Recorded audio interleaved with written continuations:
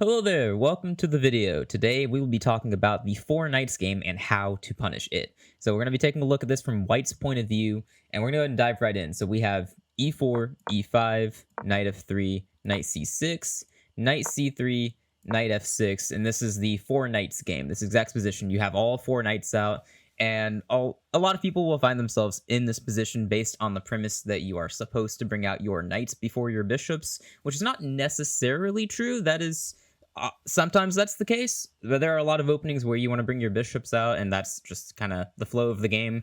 But in general, people like to say bring your knights before your bishops out. So this is how we get the four knights game.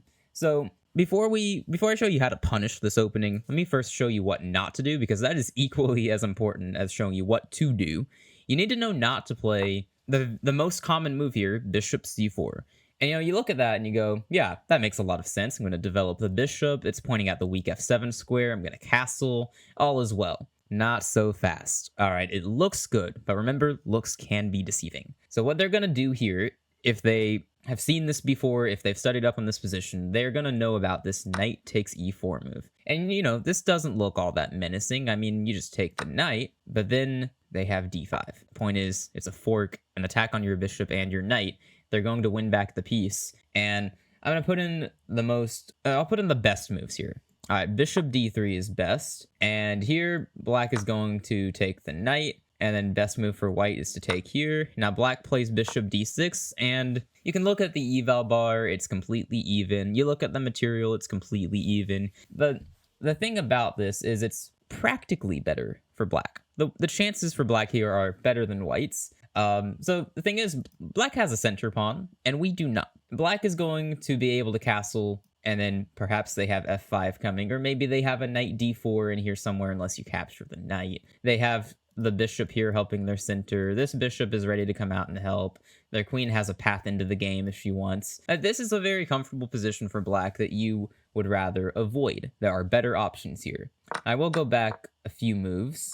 In this position, some people will see that and go, oh, you know what? I'm just going to take the pawn on f7 with check. And then the thinking here is that, you're going to lose a piece anyway. You might as well get them to move their king. And that makes a lot of sense if you think about it that way. In fact, my first coach taught me to play this opening this way. He taught me to play right into this based on this idea. But it's just not worth your time. After black plays d5, well, now you find a move for your knight. You can go back to c3. That's not all that great. g3 doesn't look great. You can give the check. The check is probably the best, although it's hard to say. But black is going to put their king on g8. And you can look at this and you can think, yeah, it's not really that pleasant for the king. What are you going to do about it? Right, how are you supposed to punish them for this? I mean, if you had a light squared bishop to get over there and help with the attack, that'd be great. If you could bring your queen out, that would be great. You don't have that. You have a knight on g5 that is one move away from being moved to h3. You have a knight on f3 that is supporting the knight on g5. They're threatening e4 right now, aren't they? They would be attacking your knight while the queen's already attacking this knight. You make one wrong move, you're down a piece. You're that close to being completely lost here. So this is unpleasant, technically, but you can't really do anything to punish them for it. And they're going to be able to fix their position really easily with an h6, and later they can go king h7 and move their rook out this way after the bishop moves. They're totally fine, and that's the point. So, not worth your time. They get a devastatingly strong center and easy development, and their king is still safe in the process. So, all that is to say, you could technically play bishop c4, all right? I don't want to tell you this is just completely losing by force or anything. You can look at the eval bar, it says it's even. But I'm telling you, it's a lot easier for black to play, and their practical chances are much higher. Bishop c4 is what you do not want to do. As for what you do want to do, there are a lot of options out there. Like, a lot, very many, countless. I'm going to show you a very interesting idea, and it's going to start with d4, all right? Now, this is normal. This takes you into the four knights game, the Scotch variation. The Scotch game would be the same position minus these two knights. So it's the four knights game, Scotch variation. And everybody's going to take here. That's just what people do in these lines. And if you wanted to follow the normal Scotch game type of opening, you would take back. I don't believe that offers you high winning chances, though. So I'm going to show you a more interesting idea we play knight d5. All right, and this is called the Belgrade Gambit. Quite interesting, and it has a high success rate for white, and it's not super popular. Not a ton of people know about it, especially when you think of all the well-known gambits. This is not usually one that comes to mind. So let me show you the basic idea of this. I'm going to put in the most played moves for black and the best moves for white. Most people are not going to resist taking on e4. And in this moment, black is up 2 pawns. You are threatening to win 1 back. You're not going to, though. You have better options. I mean, look at how these pieces are lined up after all. All right, you're going to play queen e2. All right, and then the only move for black here that actually saves the knight is f5. No other move will do it. They can't move the knight. The only other way to guard the knight appears to be queen e7, and that hangs a queen. So I'm not really sure they're going to play that. They're going f5 here. And now you play knight g5. All right, now take a look at this. If they're not careful, you're just taking here, and then we're getting into all this. I will tell you, there is one move here black could play. I would be shocked if they actually found it and then played all the correct moves. And I'll show you in a moment. For now, though, go with the most played move, bishop e7, which makes sense. Attack this knight. All right, and then takes. Black is still technically up a pawn, but you look at this position. I mean, it doesn't really feel like it, right? And they need the castle here. It's pretty urgent considering you could quickly be playing bishop g5, and then there's just a lot of pressure on this bishop here. So they need to get their king out of the center. But that's also something we are hoping for, because now h7 is super weak, and we play bishop d3. Our queen and bishop are now teaming up here, got a nice battery, attacking h7, huge threat there, and they have to find g6, and then we play bishop h6 here. Well, just take a look at this position here, all right? We have a better development. We have our queen in the center. Both of our bishops are rather annoying to them. Our knight in the center. If we ever feel like it, we can get castled as soon as we want, but it's not like they're going to do anything. It's not like they have any way to attack. There's a lot to like about this position. Our attacking chances are high, and we can keep the attack going. It's not ridiculous to imagine you castling queenside and then running your h4, running your h-pawn up to h4, h5, going this way. Forget that. Maybe you just immediately go h4. Like, there's a lot of potential here. It largely depends on how black plays moving forward. Not really sure how they will play. I just know they're going to move the rook. Realistically, they're going here to try to trick you into this. Don't fall for it. I would castle, you could castle either way. I'm not really sure which is better. Probably kingside. Aim this way. There's no rook on the f-file to counter this. You're going to go f4, f5 pretty quickly, or maybe just a rook e1. You don't have to necessarily go all out for an attack. You can take your time with this because, look at black's pieces. Look at their position. What do they have to play for? All right, what are they threatening? It's not like there's anything super scary that's awaiting here. I don't know how they could be comfortable playing this position. It just looks really, really difficult, despite them being up a pawn. But this is a good lesson in, just remembering, just because you're up material does not mean you're winning. Right, your position can be worse, like it is here for black. They're up a pawn, does not matter. However, I want to go back to this position after we played knight g5. The position I just showed you is the most likely outcome. Statistically speaking, most people do play bishop e7 and then play into this position. This is very likely. It would be unwise to not warn you of black's best move here, which is d3. All right, not the easiest thing to spot. It's kind of ridiculous, but the idea is this: you take. And then the reason they play d3 is now it frees up the d4 square for their knight. And then you've got to find queen h5 check, followed by queen h4. They play c6. And again, they're having to find all of these best moves for their position to be slightly better. You take here, they take, we take, and this is the position we have reached. It is slightly better for black. Slightly better. And perhaps at this point it's a little easier for them to play. This is 5 moves of perfection for black here. They have to find this d3 idea with the intent to play knight d4, and then g6 is easy to find, and in fact that's forced, so they're gonna find g6. c6 is intuitive enough, and then takes. The idea of finding d3 though is just not many people do that, and in fact I'll take you back to this position. All right, this has only happened a few hundred times, out of the ridiculous amount of games that have been played. Only a few hundred times have we reached this position ever. So really not concerned about d3. It is absolutely worth playing into this because even if they do find d3, I mean, it's not like you're losing. Right? You still have chances. You can play it out. You just play chess basically. And And also, if they do find that, they're obviously very much aware of what's happening in these lines, which is really impressive or suspicious, however you look at that. So there you go. That's what we hope for in the Belgrade Gambit. Now, I do want to show you some other things as we go back to the position right here where we go knight d5, entering the Belgrade Gambit. All right, so we just looked at knight takes e4. And then knight takes e4, we go queen e2, pinning the knight. And, that's a fairly simple line. But what if they don't take on e4? Not everyone is going to, after all. It'd be a lot easier if they did, easier for us to remember what to do, but some people will also see this and take the knight. Understandable. We have a pretty simple choice here. We're just going to take back, of course. And now what do?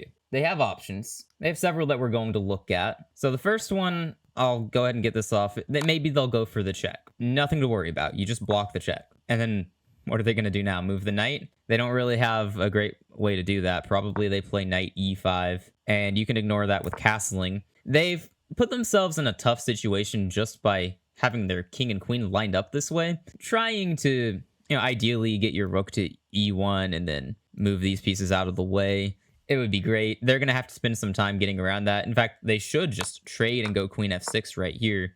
And this is a better position for white, especially after this. And maybe they block here. You go queen e2. Technically, you're down a pawn. But look at the position, because they are not castling here. If they castle, they lose the bishop. They castle, the king no longer guards the bishop, so you capture it with your queen. And they're basically just stuck in the center of the board, which more than compensates you for being down a pawn. Now, I'll go back to this position. I don't believe most people will check. If they do, it's nothing to worry about. What is more likely to happen is they put the knight on e7. And thankfully, we have another fairly simple move to find here. We're just going to take the pawn with our queen. All right, so we got our pawn back, and look at our queen, just right here in the middle of the board, uncontested. And we have a pawn on d5 that's extremely annoying for them. And what are they going to do? Most people do play d6 in this position. We're just going to develop our bishop. We're one move away from castling already. You look at their position, they are a few moves away from castling. Their knight on e7 is really awkward. Most people try to fix that by playing bishop f5. They're begging you to take the bishop and help their knight out. You're going to ignore it and castle. They'll take, you take, I don't know, maybe they go knight g6 or something like that, but they don't really have much here. This is a very, very difficult position for black to play. Meanwhile, white can do just about anything normal. Rook e1, or develop the bishop. c4 could even make sense, or throw in a queen b5 check at some point.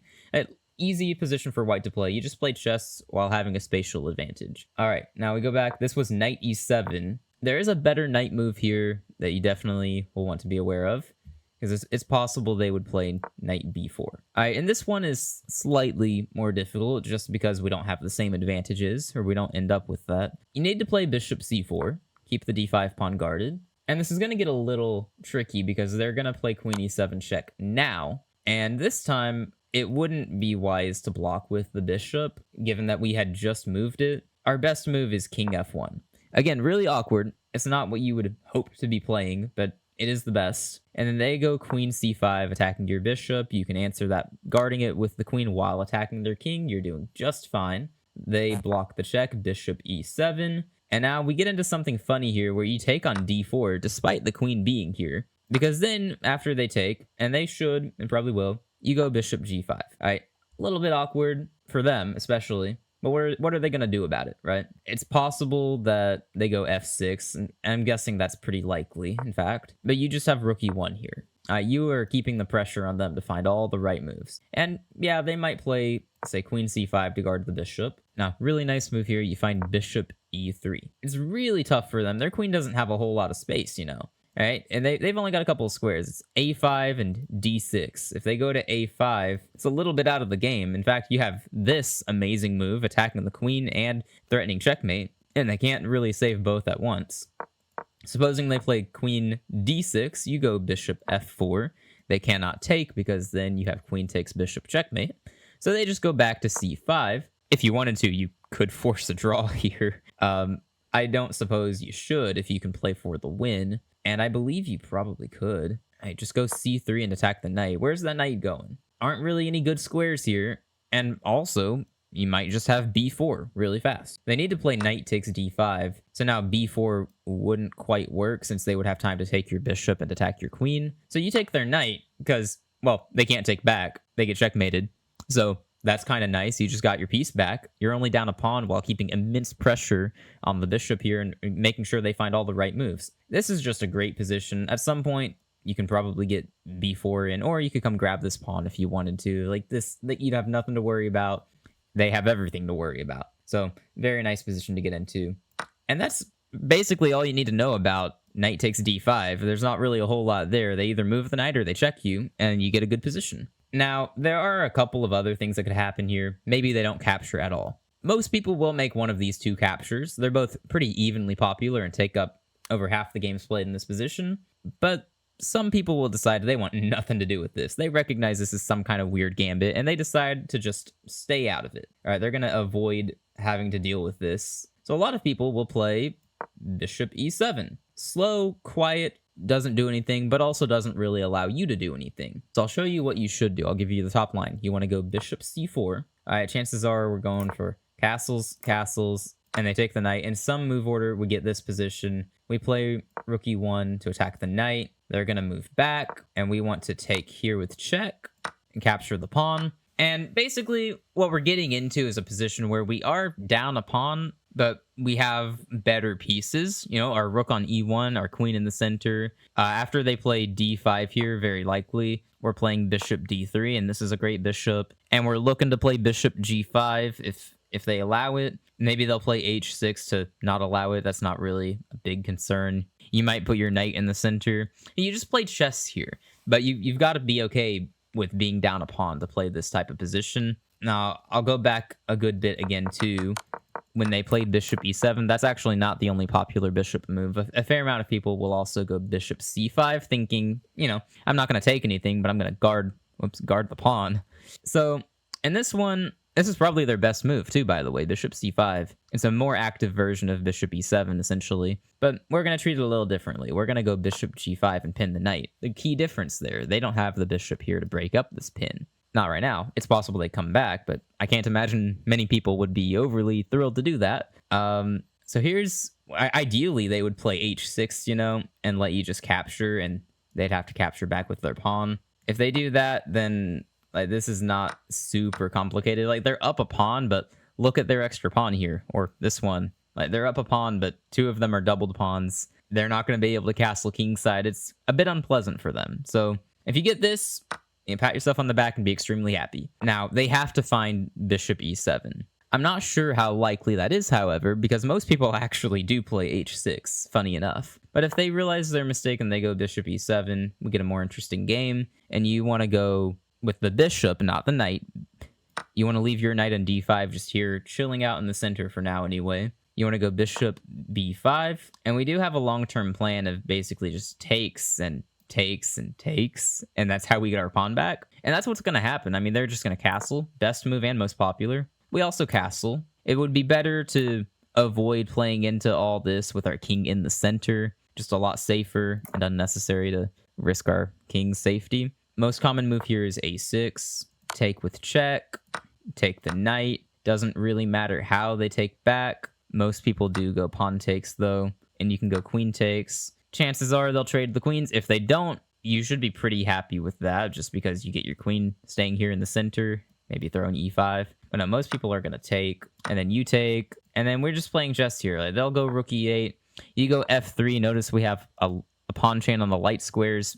Very nice because they do have a light squared bishop, so we're kind of trying to fight back on that. And this is just even. It's just you're playing chess, but you've got better chances given that they have a pair of doubled pawns, and perhaps you're going to be bringing your rooks to the center a bit faster than them. I'll take you back to this position, knight d5. So this is the Belgrade Gambit again, and here's the thing. If they make either of those knight captures, you know, knight captures knight, or knight captures pawn, you have extremely good winning chances. If they decide to avoid it altogether, well, you know, you can't really force them to play into a gambit, right? So if they decide that they don't want to play into whatever you seemingly have planned, and they play one of these bishop moves, the best you can really hope for is you play chess, you get to a position where your chances are higher, but it is pretty even, and, you know, that's not going to happen most of the time. Which is why I really like the idea of playing this. You are going to win a ton of games. You're going to punish your opponent for playing the 4 knights game. So I do strongly recommend to you the Belgrade Gambit. Alrighty. So again, just as a reminder, most people are going to play into this position where they go knight takes e4, and then you pin the knight to the king, meaning they must find f5. You play knight g5. Most people play bishop e7. You capture, they capture, you capture, they castle. You bring the bishop out here, threatening queen takes h7. They must find g6. You play bishop h6, and then it's on them to figure out where to put the rook. So you get this position, you can just look at this. You gotta love the space that you have, and you gotta love your development here and your attacking chances. If you like these types of positions, then the Belgrade Gambit is perfect for you. Alrighty, congratulations on learning how to punish the 4 knights game. The Belgrade Gambit is certainly a fantastic option for this. Be sure to try it out. If you're interested in learning how to play the Icelandic Gambit, by the way, click on this video appearing somewhere on the screen, and there you go. Thank you guys for watching. I will see you in the next video.